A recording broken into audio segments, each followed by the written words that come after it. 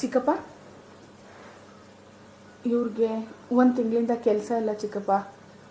EMI ಕಟ್ಟಬೇಕು, ಮನೆಗೆ ration ಇಲ್ಲ ಚಿಕ್ಕಪ್ಪ. ನಿಮ್ಮ ಕಡೆಯಿಂದ ಸ್ವಲ್ಪ ದುಡ್ಡಿನ ಸಹಾಯ ಆದರೆ.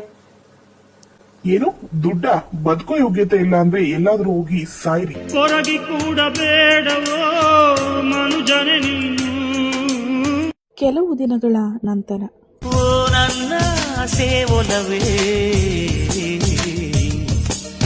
ನಿನ್ನ ಮಾತಲ್ಲಿ ಚೆಲ್ತಾವೆ ರತ್ನದ ಹರಳು. ಏನಿವತ್ತು ಯಜಮಾನ್ರು ಇಷ್ಟು ಖುಷಿಯಾಗಿದ್ದಾರೆ? ನಾವು ಇಷ್ಟು ದಿನ ಕಷ್ಟಪಟ್ಟಿದ್ದಕ್ಕೆ ದೇವ್ರು ನಮಗೆ ಪ್ರತಿಫಲ ಕೊಟ್ಟ ನೋಡ್ದಾ.